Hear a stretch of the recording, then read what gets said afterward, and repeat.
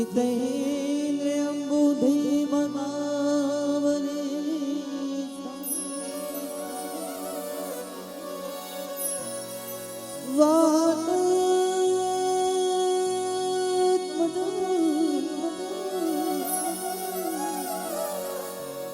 वानरयो यमो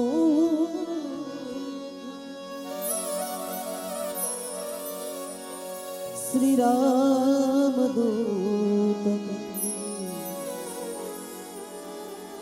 शरणं प्रपद्ये श्री राम दूत शरणं प्रपद्ये श्री राम दूत शरणं प्रपद्ये।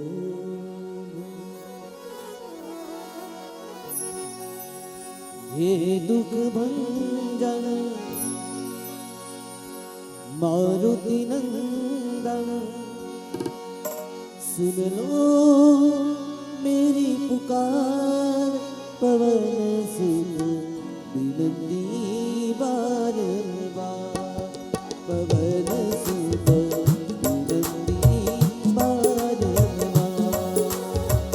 हे दुख भंजन मारुति नंदन हे दुख भंजन मारुति नंदन सुन लो मेरी पुकार पवन सुत विनती बारंबार पवन सुत विनती बारंबार। हे दुख भंजन मारुति नंदन हे दुख भंजन मारुति नंदन सुन लो मेरी पुकार पवन सुत विनती बारंबार पवन सुत विनती बारंबार।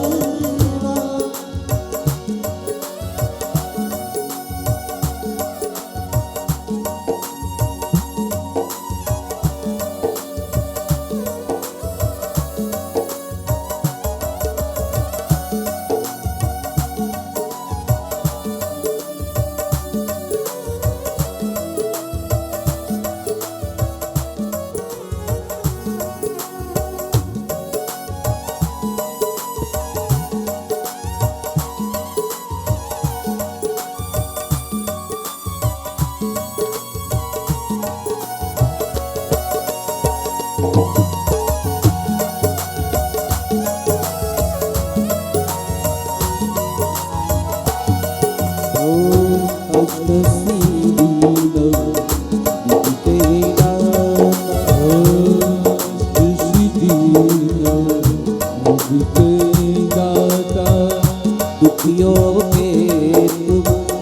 तुम भाग्य विधाता दुखियों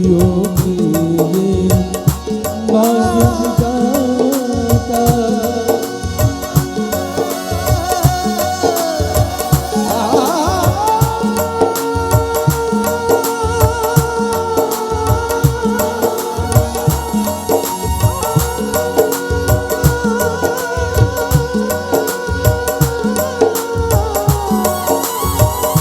दुखियों के तुम भाग्य विधाता दुखियों के भाग्य विधाता सिया राम के काज सवारे सिया राम ने काज सवारे कर दो मेरा उद्धार पवन सुत विनती बारंबार पवन सुत विनती बारंबार। ओ हे दुख भंजन मारुति नंदन सुन लो मेरी पुकार पवन सुत विनती बारंबार पवन सुत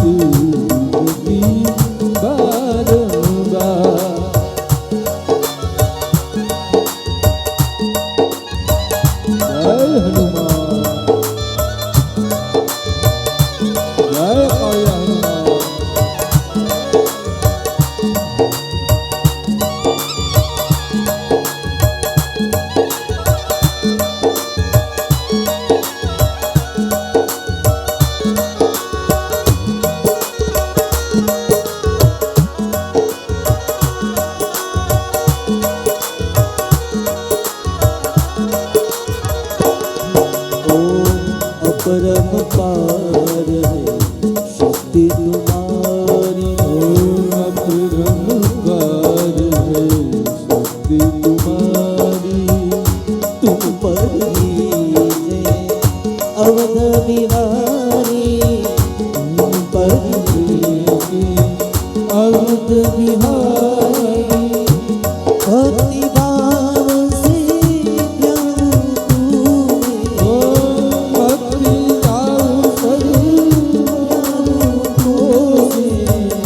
कर दुखों से पार, पवन सुत विरक्ति बारंबार, पवन सुत विरक्ति बारंबार।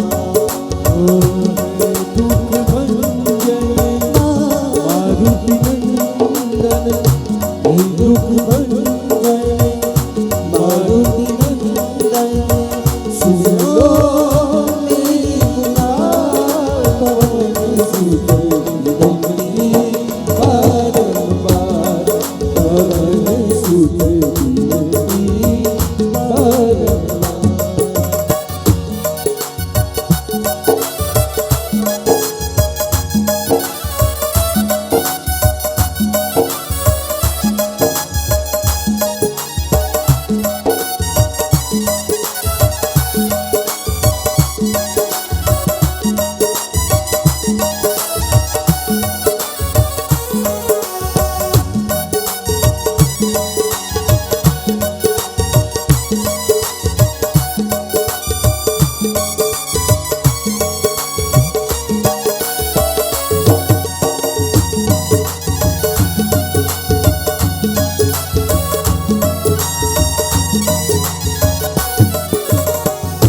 जपो निरंतर नाम तिहारा, जपो निरंतर नाम तिहारा। अब नहीं छोड़ू तेरा द्वारा, अब नहीं छोड़ू तेरा द्वारा। राम भक्त मोहे चरण में लीजे, राम भक्त मोहे चरण में लीजे। हंसासुर से पार, पवन सुत विरक्ति बारंबार, पवन सुत विरक्ति बारंबार।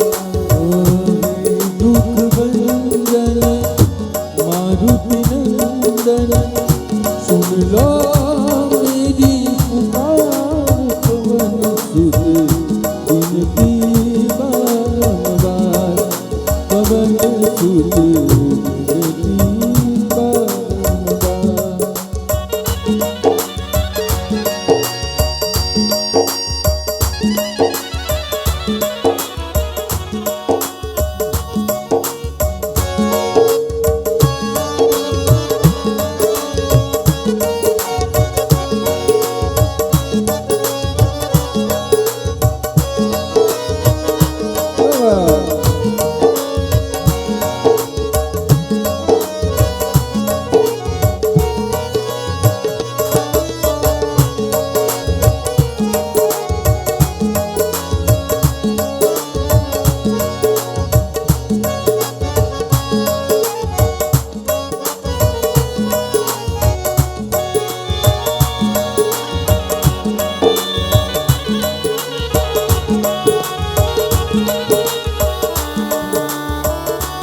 હલો શાસ્ત્રીજી આવી ગયા છે.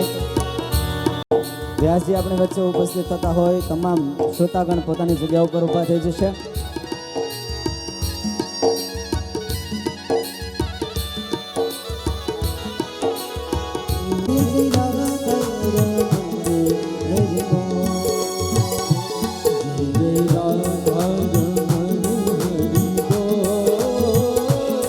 जय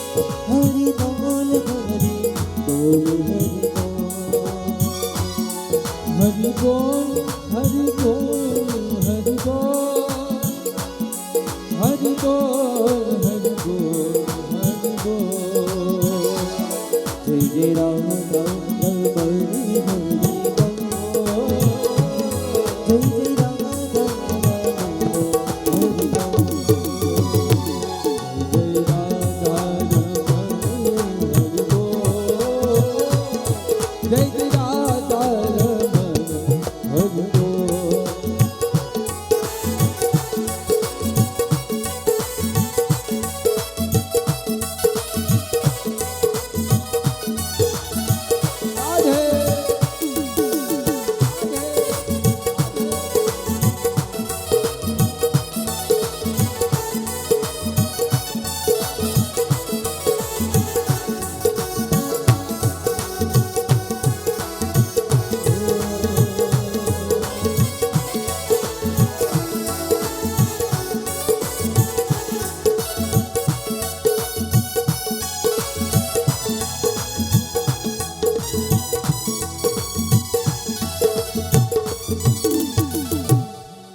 પીર કી જય, સતગુરુદેવ કી જય.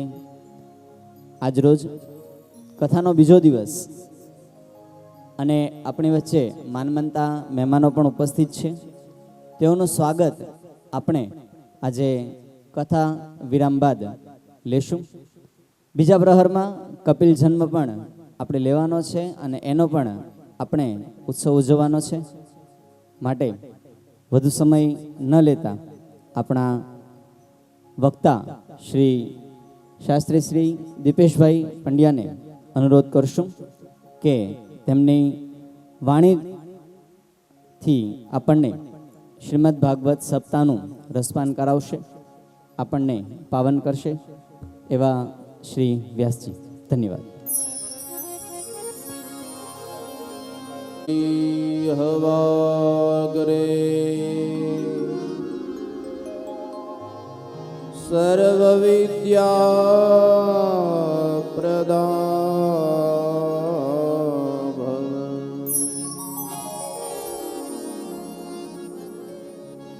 કૃષ્ણાય વાસુદેવાય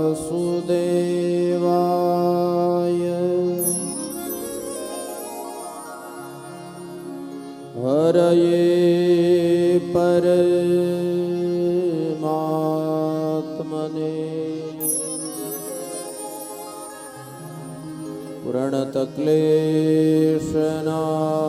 પ્रणतक्लेशनाशाय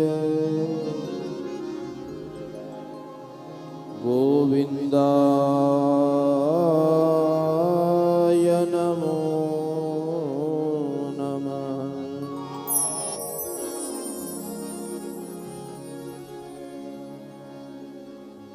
आइए हनुमंत बिराजिए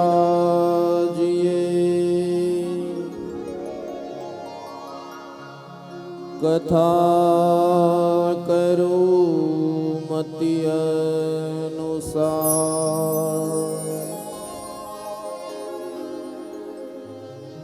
प्रेम सहित गादी धरो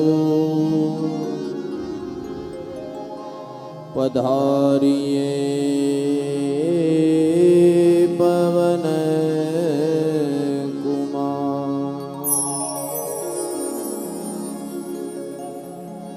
मंगलम भगवान शंभो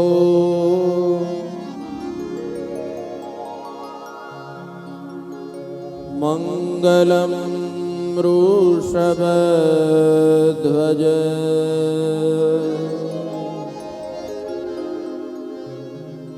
मंगलम पार्वतीनाथ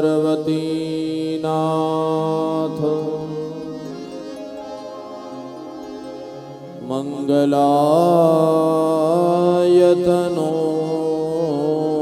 हर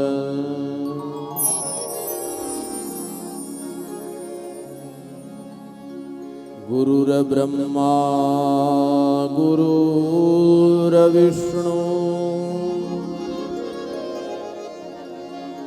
गुरुर्देवो महेश्वरा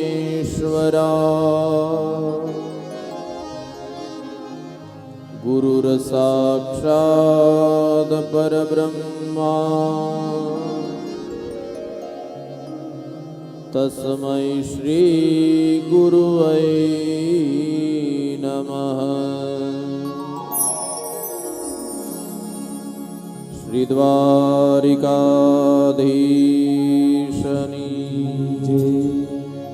શ્રી ભાગવત ભગવાનની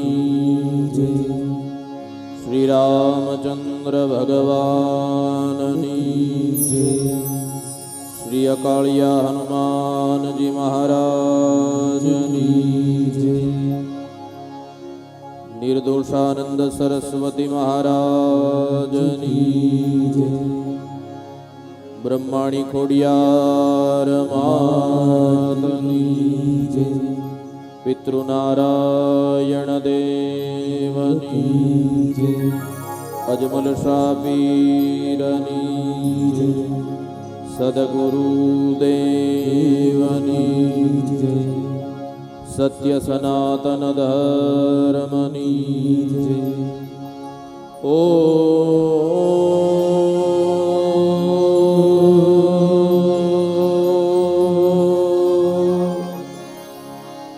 નમઃ પાર્વતી પતયે હર હર મહાદેવ.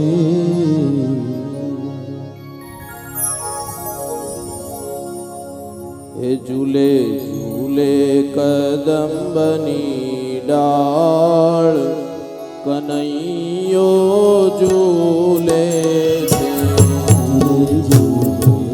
કદમની ડાળ કનૈયો ઝૂલે છે. ઝૂલે ઝૂલે કદંબની ડાળ કનૈયો ઝૂલે છે. ઝૂલે કદમની ડાળ કનૈયો ઝૂલે છે. એને ઝૂલે ઝૂલવાના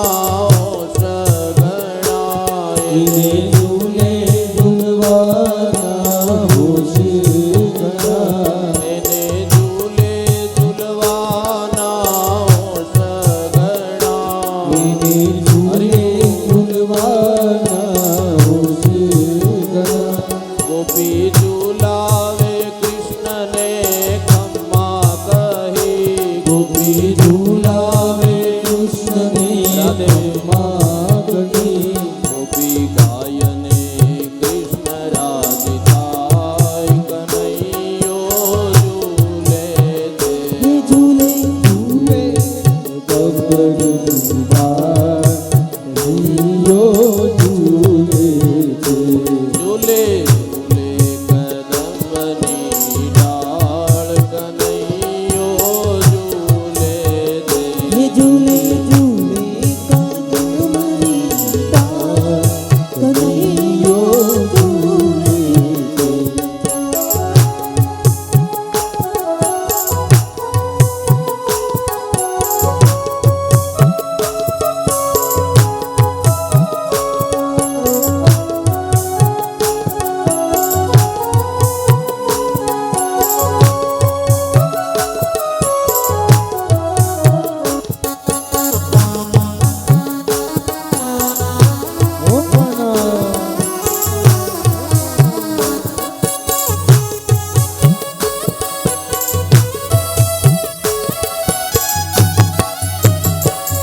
એના દરવાજે ગોપીઓના ટોળા વળે.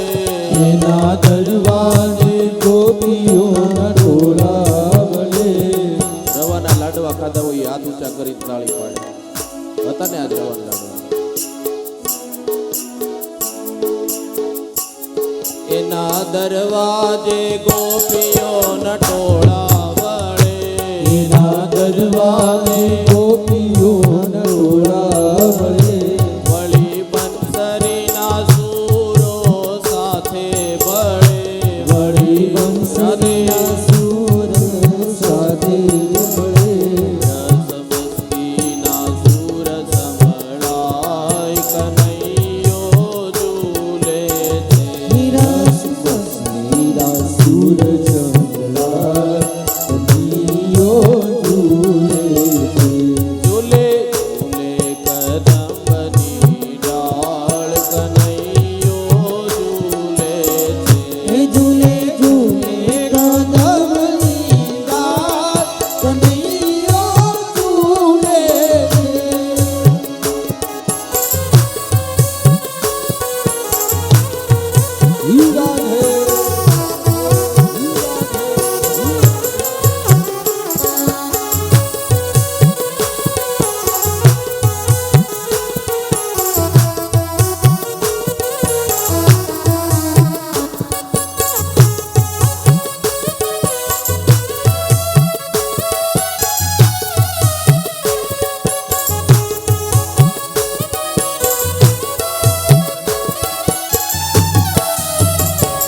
એણે પીળા પીતાંબર અંગે પહેર્યા એણે પીળા પીતાંબર અંગે ધર્યા. એણે પીળા પીતાંબર અંગે પહેર્યા એણે પીળા પીતાંબર અંગે ધર્યા. ભાલે કેસર કંકુના તિલક કર્યા હારે કેસર કંકુના તિલક કર્યા. હાથ સુદર્શન ચક્ર સોહાય કનૈયો ઝૂલે હે છે ઝૂલે ઝૂલે કદમની ડાળ, કનૈયો ઝૂલે છે. ઝૂલે ઝૂલે કદમની ડાળ, કનૈયો ઝૂલે. હે ઝૂલે ઝૂલે કદમની ડાળ, કનૈયો ઝૂલે છે. જય દ્વારકાધીશ.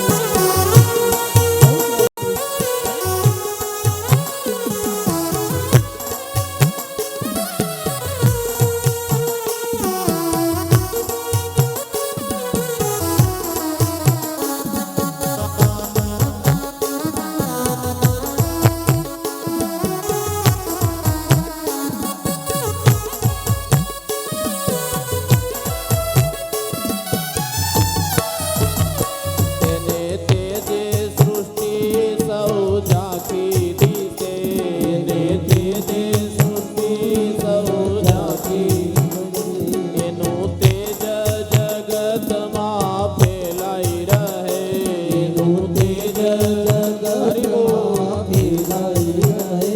માતા યશોદાજી આરતી ગાય કનૈયો ઝૂલે છે માતા યશોદાજી આરતી ગાય, કનૈયો ઝૂલે છે.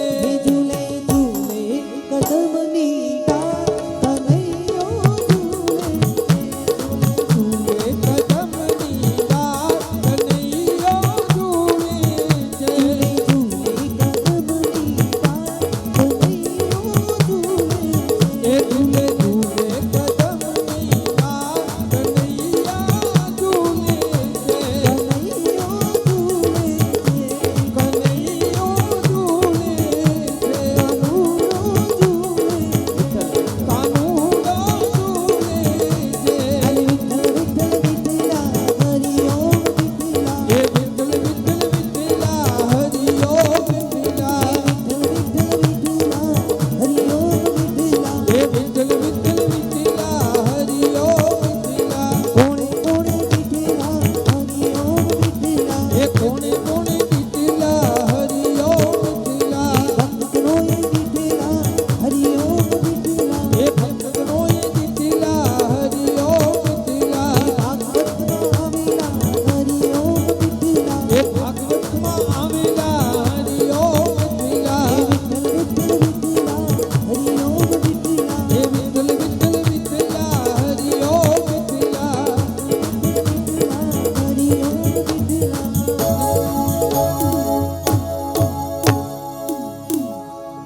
હે ઝૂલે ઝૂલે કદંબની ડાળ કનૈયો ઝૂલે છે હે ઝૂલે ઝૂલે કદમની ડાળ, કનૈયો ઝૂલે.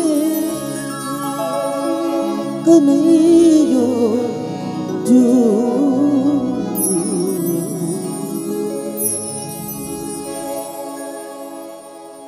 શ્રી હરિમ પરમાનંદમ ઉપદેષ્ટારમ ઈશ્વરમ व्यापकं सर्वलोकानां कारणं तं नमाम्यहम्। परम कृपाळु परमात्मा भगवान श्री हरिना चरणनी अंदर सदैन्य दंडवत प्रणाम करी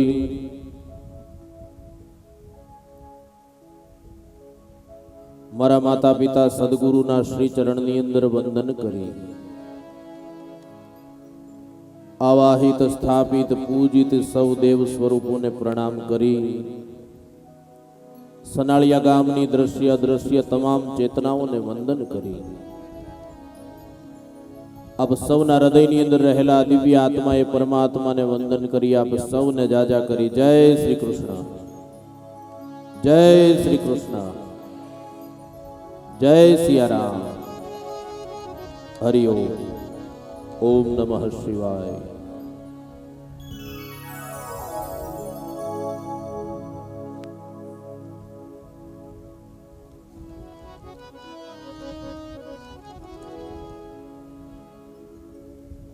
भागवतनी दिव्य गाथा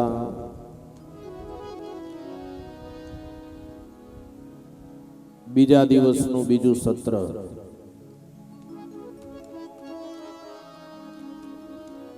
प्रथम सत्रनी कथाનું अनुसंधान ક્યાં પહોંચ્યા હતા આપણે સવારે? 24 અવતારોની કથા। આ બધું બેનોએ જ યાદ રાખવાનું છે, તમારે કઈ નથી રાખવાનું।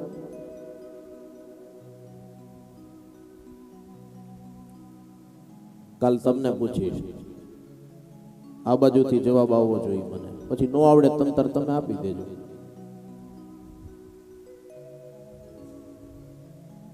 ચોવીસ અવતારોની કથા।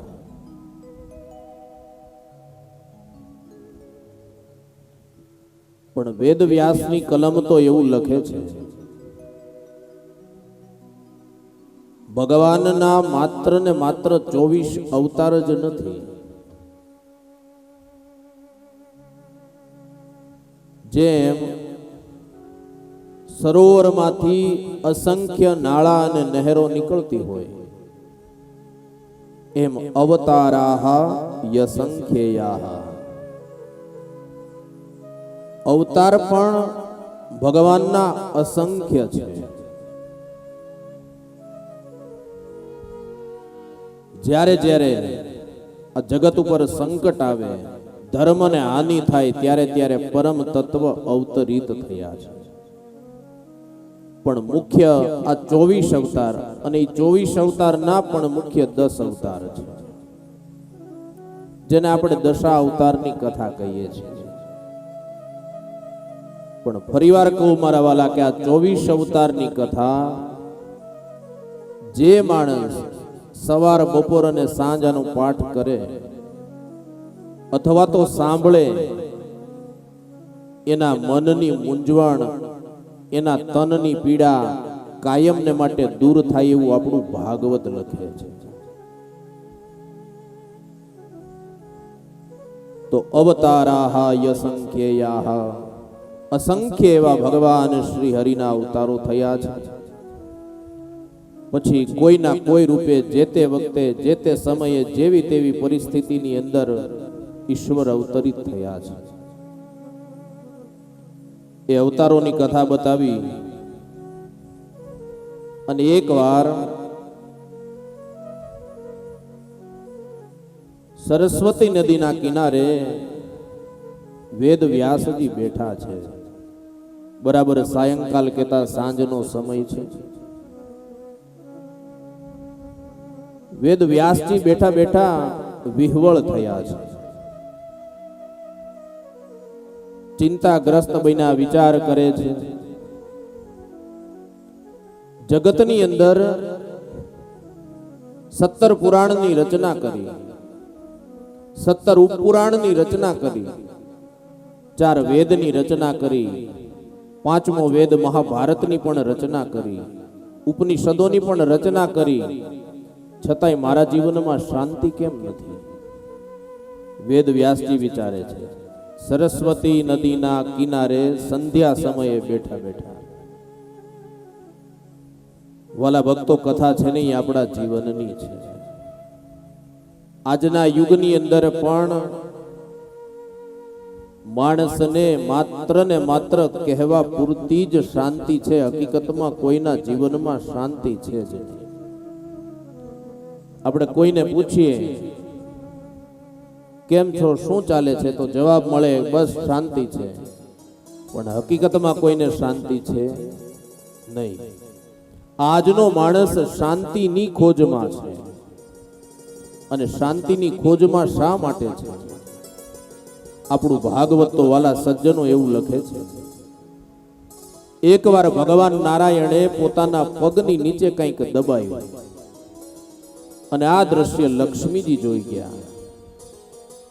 લક્ષ્મીજી ભગવાનને કહે છે કે પ્રભુ, તમે પગની નીચે કંઈક દબાયું, શું દબાયું મને કહો. ભગવાન કહે છે કે દેવી, જવા દ્યો ને, કાંઈ નહીં.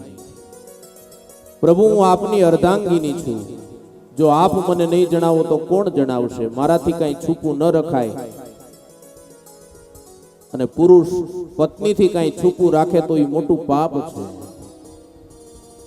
અને ત્યારે ભગવાને કીધું કે દેવી લક્ષ્મીજી, મારા પગની નીચે મેં જે દબાવ્યું ને એ શાંતિને દબાવી છે.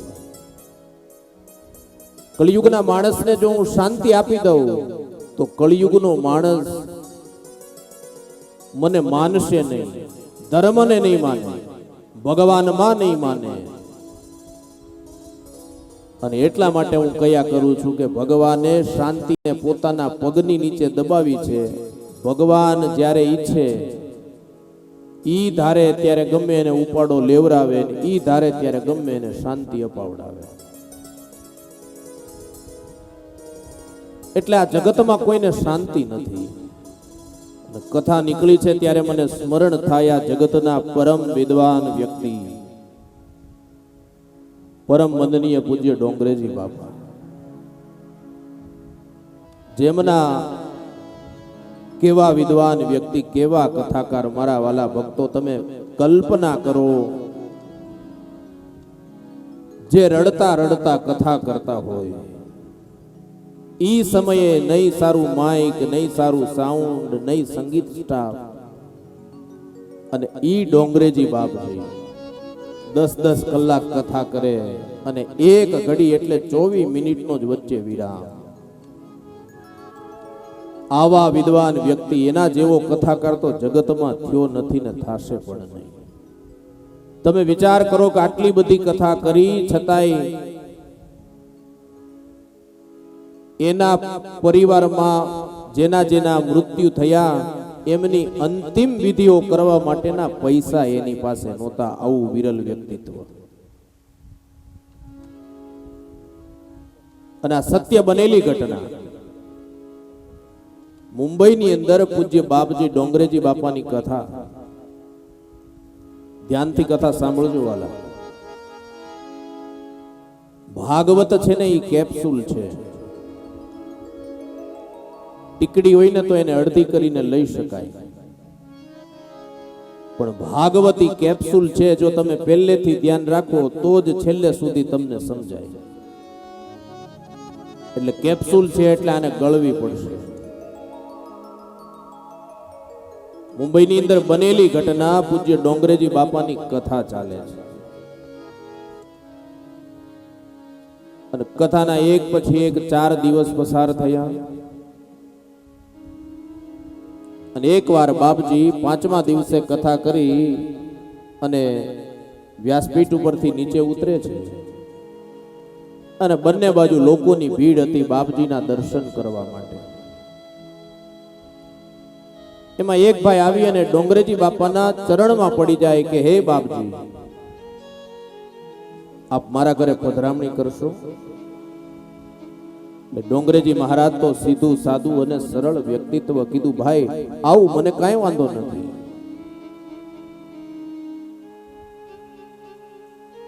ભાઈ ડોંગરેજી બાપાને હાઈફાઈ કારની અંદર બેસાડી ઈ જમાનામાં પોતાના ઘરે લઈ જાય છે. અને એ વખતે એ ભાઈને મુંબઈ જેવા શહેરની અંદર એક મોટો ભવ્ય બંગલો ને એમાં 5 રૂમ, 5 રૂમમાં બાપજીની પધરામણી કરાવે. 5 રૂમની અંદર એસી ફિટ કર્યા છે. ડોંગરેજી મહારાજને બતાવે કે બાપજી આ રૂમમાં એસી, આ રૂમમાં એસી, આ રૂમમાં એસી. બાપજીએ કીધું કે બહુ સારું ભાઈ, ભગવાનની કૃપા દયા છે તારા ઉપર, બહુ મોટા આશીર્વાદ ઈશ્વરના છે, હું બહુ રાજી થઈ. અને પછી ડોંગરેજી મહારાજને બેસાડ્યા. પણ જેવા ડોંગરેજી બાપા બેઠા અને પેલો ભાઈ ડોંગરેજી બાપાના ખોળામાં માથું મૂકી અને ધ્રુસકે ને ધ્રુસકે રડવા માંડ્યો. ડોંગરેજી બાપજીએ કીધું કે બાપજી આ રડવાનું કારણ શું? ભગવાનની બહુ મોટી કૃપા છે તારા ઉપર, ઈશ્વરનો ઉપકાર છે. અને ત્યારે પેલો ભાઈ કહે છે કે બાપજી મારા જીવનમાં શાંતિ નથી, એટલા માટે હું રડું છું, શાંતિ મળે એવું કંઈક કરો. અને ત્યારે એ ડોંગરેજી બાપાના શબ્દો હતા કે હે મારા દીકરા, આ ઘરની દિવાલોમાં એસી ફિટ કરાવી અને તારા ઘરની દિવાલના પાણાને તે ઠાર્યા છે ને એટલે શાંતિ નથી. પણ દીન દુખિયાના હૃદયને, દીન દુખિયાના હૈયાને જો ઠાર્યું હોત ને તો તારા જીવનમાં શાંતિ હોત. કથા મને ને તમને ઉપદેશ કરે છે વાલા, તમારે જીવનમાં જો શાંતિ જોતી હોય તો ક્યારેક હોસ્પિટલોની અંદર ફળનો ટોપલો લઈને જાજો, દીન દુખિયા ગરીબોને મદદ કરજો, એ તમારા જીવનમાં શાંતિ આપશે. તમારે જીવનમાં શાંતિ જોતી હોય ક્યારેક તમારા ગામમાં, તમારી સોસાયટીમાં, તમારા શહેરની અંદર નજર કરજો, કોઈ ભૂખ્યો સૂઈતો નથી જાતો ને, એના પેટના ખાડાને પૂરશો ને, એ તમારા જીવનમાં શાંતિ આપશે. તરસથી પીડાતા વ્યક્તિને પાણી પીવડાવશો, એ તમારા જીવનમાં શાંતિ આપશે. જે ઘર ગરીબ છે, જેના દીકરાઓ ગરીબીના લીધે વિદ્યા અભ્યાસથી વંચિત રહેતા હોય, એને વિદ્યાનું દાન કરજો, એ તમારા જીવનમાં શાંતિ લાવશે. આપણા પરિવારમાં કોઈ નાનું માણસ હોય એને ટેકો પૂરો પાડજો, એ તમારા જીવનમાં શાંતિ લાવશે. યાદ રાખજો, પૈસાથી બધું જીવનમાં શક્ય નથી. પૈસો તો આજ છે ને કાલ નથી. પૈસાથી જીવનમાં શાંતિ નહીં આવે. ભગવાનની કૃપા તમારા ઉપર હોય, પૈસા હોય કે ન હોય, મારા વાલા રાતે પથારીમાં પડતા ઘસઘસાટ ઊંઘ આવી જાય તો માનજો ભગવાનની કૃપા છે. લોકોને ઊંઘની દવાઓ લેવી પડે છે, કારણ કે એના જીવનમાં શાંતિ નથી, અશાંતિ છે. એટલે વેદ વ્યાસજી આજ અશાંત બન્યા છે. મનમાં વ્યગ્રતા, ચિંતા, વિષાદના વાદળો છવાયેલા છે. અને એ વખતે બરાબર નારદજી હરિનામ સંકીર્તન સાથે ત્યાં પધારે છે. નારદજી આવી અને વેદ વ્યાસજીને પ્રશ્ન કરે છે કે વેદ વ્યાસજી,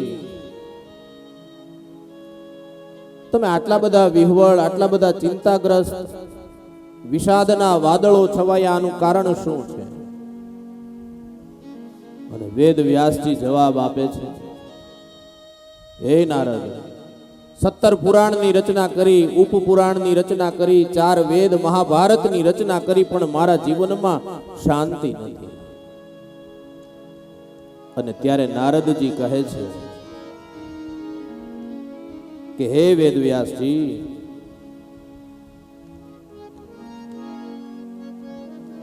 તમે શ્રીમદ ભાગવતની રચના કરો. તમે બધા ગ્રંથો, વેદો, પુરાણો, ઉપપુરાણો રચ્યા, પણ ભાગવતની રચના નથી કરી એટલે શાંતિ નથી. 18મા પુરાણ તરીકે શ્રીમદ ભાગવતની રચના કરો, એ તમારા જીવનમાં શાંતિ લાવશે. કારણ કે ભાગવત છે ને એ સર્વ શાસ્ત્રનો સાર છે.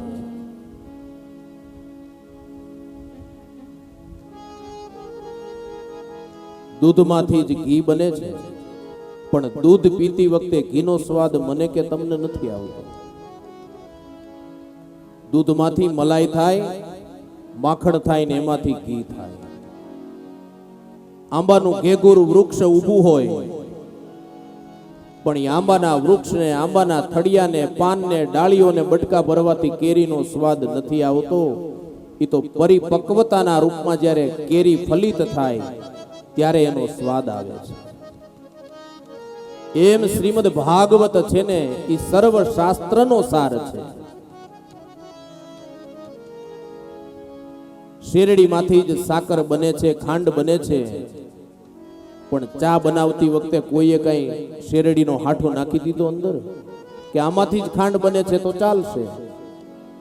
નહીં, બંનેના ગુણધર્મો અલગ અલગ છે, બંનેની ઉપયોગિતા અલગ અલગ છે. એમ હે વેદવ્યાસજી, તમે અન્ય ગ્રંથોની રચના કરી પણ શ્રીમદ ભાગવતે સર્વ શાસ્ત્રનો સાર છે, એની તમે રચના કરો. ત્યાં નારદજી પોતાના પૂર્વ જન્મની કથા બતાવે છે. હે વેદવ્યાસ, પૂર્વ જન્મની અંદર હું એક દાસીનો દીકરો હતો. મારી માં પારકાના કામ કરતી અને એ પારકાના કામ કરતા મારી માને ખાવાનું મળતું. હું ખાતો અને મારા ખાતા વધે તો મારી માં ખાતી. આવી ગરીબાઈ હતી. ये बात अनुभव की है मेरे भाई बहन. गरीबी तो जेने अनुभवी होय ने એને ખબર હોય ગરીબી શું કહેવાય. શબ્દોથી આનું વર્ણન ના થઈ શકે. નારદજી કહે છે એક સાંધો અને 13 તૂટે આવી પરિસ્થિતિ. હે વેદવ્યાસ, માના ઉદરમાં હું 5 મહિનાનો હતો અને મારા પિતાજીનું અવસાન થયું. મારો જન્મ થયો અને એકવાર અમારા ઘરની બહાર ગામના મિત્રોની સાથે, એ બાળકોની સાથે હું રમતો હતો અને મારાથી એક અપશબ્દ બોલાઈ ગયો ને એ અપશબ્દ માં સાંભળી ગઈ. અને માં વિચાર કરે કે મારે હવે ગામને મોઢું હું બતાડવું. એ ભર બપોરના સમયે માં મારો હાથ પકડી અને ગામની બહાર લઈ અને મને નીકળી ગઈ. હજી મારે જમવાનું બાકી હતું. ચાલતા ચાલતા નારદજી કહે છે કે અમે આગળ ચાલ્યા. એક આંબાનું વૃક્ષ આવે, એના ઉપર કેરી હતી. માને કીધું કે માં મને ભૂખ લાગી, મારે કેરી ખાવી છે. ત્યારે માએ કીધું કે બેટા કોઈનું એમનેમ ન લેવાય, સંસ્કાર તમે જુઓ. કાંઈ નથી ખાવા પીવાનું, છતાં સંસ્કાર કેવા આપ્યા છે માએ. બેટા કોઈનું એમનેમ ન લેવાય, પૂછ્યા વગર ન લેવાય અને ભગવાનને કરવું. અને એ કેરી નીચે પડી. માએ કીધું કે હવે નારદી કેરી ખાઈ જા. નારદે કેરી ખાધી અને રસ્તામાં સંન્યાસીઓ ચાતુર્માસ કરવા માટે નીકળ્યા છે. એ સંન્યાસીઓનો ભેટો થાય, સાધુ સંતોનો ભેટો થાય. વર્ષા ઋતુનો એ સમય છે અને સંન્યાસીઓના વાસણ ઉટકવા માટે થઈ નારદજીની માં અને નારદજી રહ્યા છે. એ સાધુ સંતોની અનુમતિ લઈ અને નારદજી સાધુ સંતોની થાળીમાં એઠું જે કાંઈ વધે એ ભોજન ગ્રહણ કરે. અને સાધુ સંતોનું એઠું નારદજીએ ખાધું ને એટલે એના પૂર્વ જન્મના તમામ પાપ બળી અને ભસ્મ થયા. અને એટલે જ નારદજીને એના પૂર્વ જન્મનું સ્મરણ રહ્યું છે.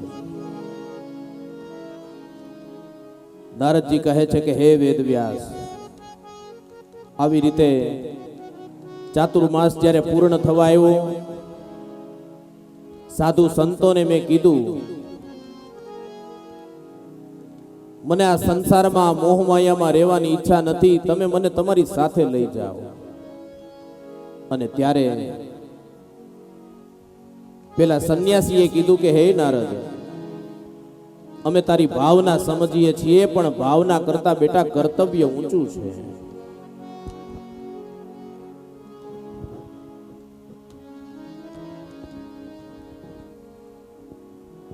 તારું પહેલું કર્તવ્ય એ છે કે તારી માં હજી જીવે છે ત્યાં સુધી તું એની સેવા ચાકરી કર અને પછી તું અમારી સાથે આવતો રહેજે. આટલું કહી અને પેલા સંન્યાસીઓ જતા રહ્યા, સાધુ સંતો જતા રહ્યા. બરાબર અષાઢ મહિનાની બીજ આવે છે ને બીજના દિવસે વહેલી સવારમાં એક બ્રાહ્મણના ઘરે ગાય ધોવા માટે એની માં જાય અને સર્પદંશથી નારદની માતાનું મૃત્યુ થાય છે. નારદજીને હર્ષ ન થયો અને શોક પણ ન થયો.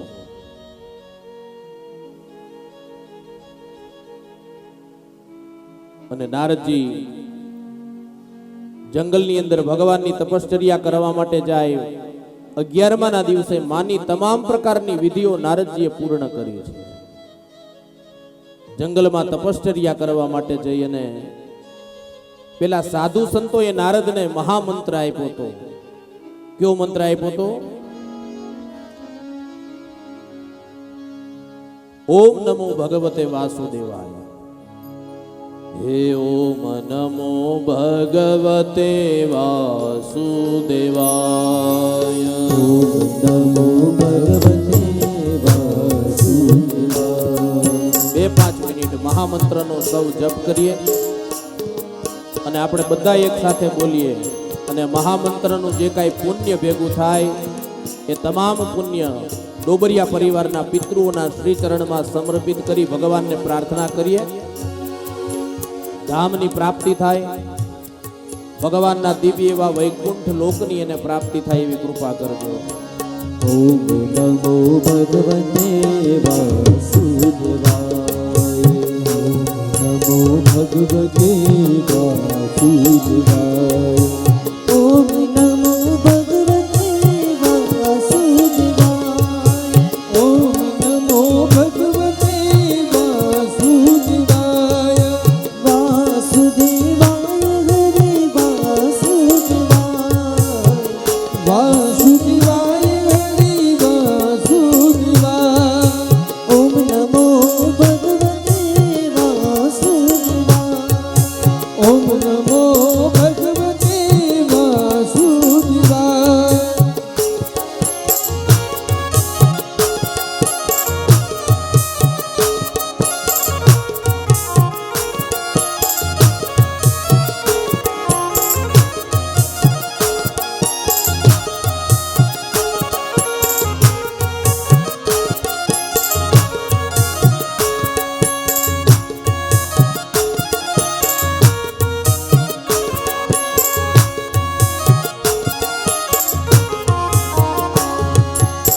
વાસુદેવાય હરિ વાસુદેવાય. વાસુદેવાય હરિ વાસુદેવાય. વાસુદેવાય હરિ વાસુદેવાય. વાસુદેવાય હરિ વાસુદેવાય. મહામંત્રને લઈ નારદજી જંગલમાં આવી અને ભગવાનની અખંડ તપશ્ચર્યા કરે છે. પદ્માસન લગાવી અને નારદજી બેઠા છે અને એ જ વખતે ભગવાન શ્રી હરિ નારદજીને પોતાના હૃદયમાં દર્શન આપે. પ્રત્યક્ષ દર્શન ન આપ્યા. નારદજીએ આંખ ખોલી ત્યાં ભગવાન ચતુર્ભુજ સ્વરૂપે હૃદયમાં દેખાણા ઈ ગાયબ થયા. અને એ જ વખતે આકાશવાણી થાય છે કે હે નારદ,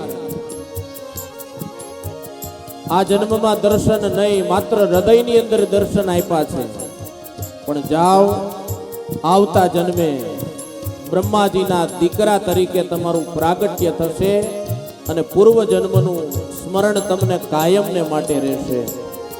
અને એ વખતે નારદ મુનિ એ દેહનો ત્યાગ કરી અને ફરીવાર બ્રહ્માજીના ઘરે બ્રહ્માજીના ખોળામાંથી નારદજી પ્રગટ થયા છે. આમ નારદજીના પૂર્વ જન્મની કથા બતાવી અને વેદ વ્યાસજી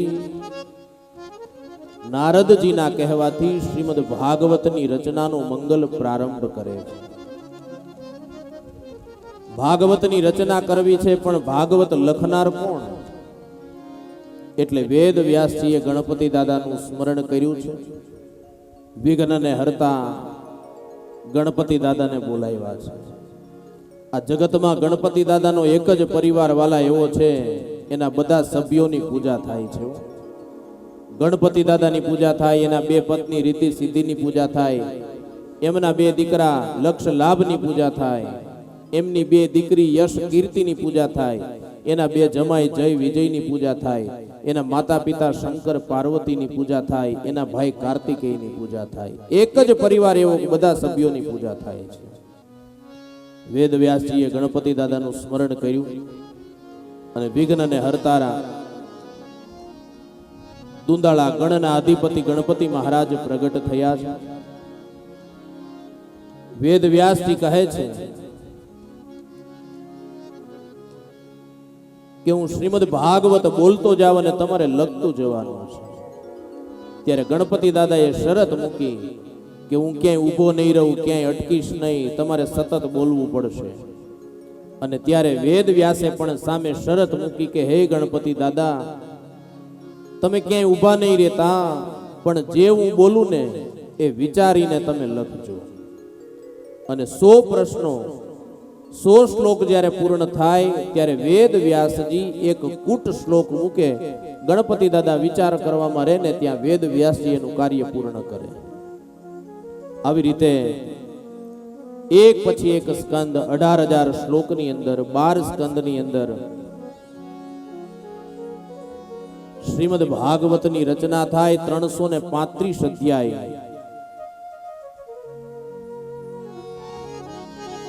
1.25 લક્ષ અક્ષરની અંદર શ્રીમદ ભાગવતની રચના